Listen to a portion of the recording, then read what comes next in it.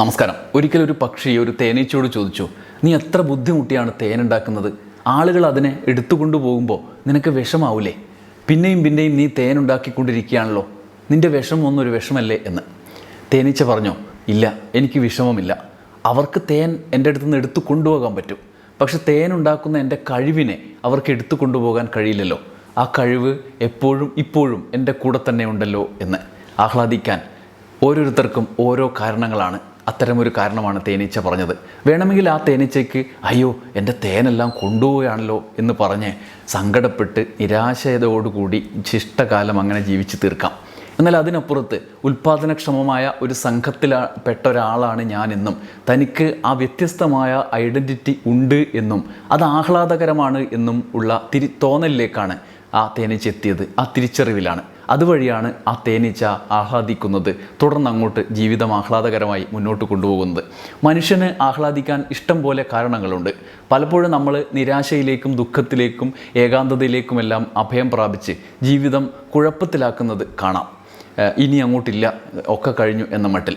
എന്നിട്ടൊരു ചില സമയത്ത് മനഃശാസ്ത്രജ്ഞനെ പോയി കാണുകയും ചെയ്യും. മനഃശാസ്ത്രം നമുക്കൊന്ന് ഇരുന്ന് ഫോളോ ചെയ്താൽ നമ്മളെ തന്നെ നമുക്ക് തിരുത്താനും ആഹ്ലാദകരമായ ജീവിതത്തിലേക്ക് മുന്നോട്ട് നയിക്കാൻ കഴിയും എന്നുള്ളത് ഒരു വാസ്തവമാണ്. ഞാൻ ഈ വീഡിയോ നിങ്ങളെ ഒരു പുസ്തകം പരിചയപ്പെടുത്താൻ വേണ്ടിയാണ് ഈ വീഡിയോയിലൂടെ ഉദ്ദേശിക്കുന്നത്. നിങ്ങളെ ജീവിതം എങ്ങനെ വർണ്ണാഭമാക്കാം എന്ന കുറച്ച് നീണ്ടുപോയ ഒരു പേരിൽ ജോയ് കൊഴുപ്പൻകുറ്റി എഴുതിയ പുസ്തകമാണ് ഇത്.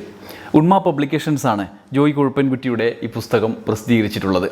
ഒരു സാധാരണ മനുഷ്യന് മനഃശാസ്ത്രത്തിൻ്റെ അടിത്തറ പകർന്നു കിട്ടും വിധം രസകരമായി പ്രശ്നങ്ങൾ അവതരിപ്പിക്കുകയാണ്. അതിലൂടെ മനഃശാസ്ത്ര പരിഹാരങ്ങൾ തേടുകയാണ് അദ്ദേഹം ചെയ്യുന്നത്. അടിസ്ഥാന മനഃശാസ്ത്ര വിജ്ഞാനം വലിയ സാങ്കേതിക ഭാരമില്ലാതെ അവതരിപ്പിക്കുന്നു എന്നതാണ് നിങ്ങളുടെ ജീവിതം എങ്ങനെ വർണ്ണാഭമാക്കാമെന്ന ഈ പുസ്തകത്തിൻ്റെ പ്രത്യേകത.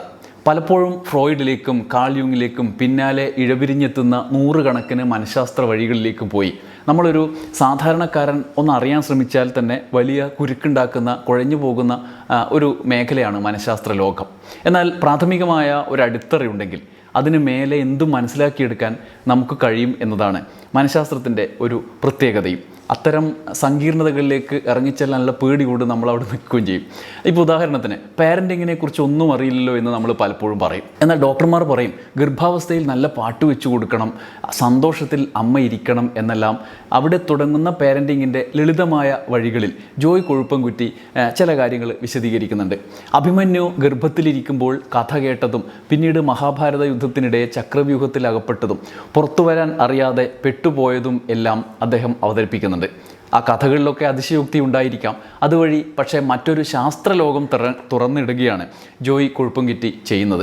അതിനായി അദ്ദേഹം ആന്ദ്രേ അഗാസിയുടെ ഉദാഹരണം എടുത്തു പറയുന്നുണ്ട്. പ്രസവാനന്തരമുള്ള പാരൻറ്റിങ്ങിനെ കുറിച്ച് നമുക്ക് ഉള്ള മനഃശാസ്ത്ര വിവരം നൽകുക എന്നുള്ളത് കൂടിയാണ്. കുട്ടികൾ ചെറുതും വലുതും മുകളിലും താഴെയും ഒന്നും രണ്ടും എല്ലാം തിരിച്ചു അറിഞ്ഞു വരുന്ന ഒരു കാലമുണ്ടല്ലോ. ഗുണപരമായി അതിനെ എങ്ങനെ ഉപയോഗിക്കാം എന്നതാണത്. ആന്ദ്രേ അഗാസിയുടെ പിതാവ് കുഞ്ഞ് കണ്ണ് തുറന്നപ്പോൾ മുതൽ അവന് കാണാനായി നല്ല ആടുന്ന നിറമുള്ള ചെറിയ പന്ത് തൊട്ടിലിൻ്റെ ഇവിടെ ഇങ്ങനെ തൂക്കിയിടും പോലും, കയ്യിൽ പിടിക്കാൻ തുഴ പോലുള്ള ഒരു കളിക്കോപ്പും കൊടുത്തു. ഇത് സ്ഥിരമായി ആവർത്തിച്ചു. ഇത്തരം വിജ്ഞാനം അവൻ്റെ ഓരോ വളർച്ചയിലും അച്ഛൻ അവന് പകർന്നു നൽകി.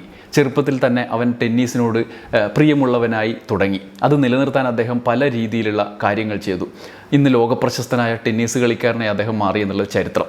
ഇത്തരം കഥകളിലൂടെയാണ് മനസ്സിൻ്റെ വളർച്ചയെക്കുറിച്ച്, അതിനെ എങ്ങനെ ട്രീറ്റ് ചെയ്യാമെന്നതിനെക്കുറിച്ച് ജോയ് കൊഴുപ്പൻകുറ്റി വിശദീകരിക്കുന്നത്. ഫ്രോയിഡിൻ്റെ ബോധ അബോധ ഉപബോധ മനസ്സുകളുടെ വിശദീകരണം, യുങ്ങിൻ്റെ സാമൂഹ്യ മനഃശാസ്ത്രം, ഇതൊക്കെ അദ്ദേഹം പറയുന്നുണ്ട്. ഇന്ന് മനഃശാസ്ത്ര ശാഖ എത്തി നിൽക്കുന്ന പോയിന്റിലേക്ക് വരെ ജോയ് നമ്മളെ കൂട്ടിക്കൊണ്ടു പോകുന്നുണ്ട്. പക്ഷേ അതെല്ലാം ഇത്ര സങ്കീർണമായിട്ടല്ല, വളരെ ചെറിയ കഥകളിലൂടെയും ഉദാഹരണങ്ങളിലൂടെയുമാണ് എന്നതാണ് ഈ പുസ്തകം നമുക്ക് നൽകുന്ന വലിയ സന്തോഷം. മനഃശാസ്ത്രത്തിൽ പ്രാഥമികമായ ഒരു ഉൾക്കാഴ്ച നൽകുന്നതിന് നിങ്ങളുടെ ജീവിതം എങ്ങനെ വർണ്ണാഭമാക്കാമെന്ന ഈ പുസ്തകം സഹായിക്കും. നന്ദി, നമസ്കാരം.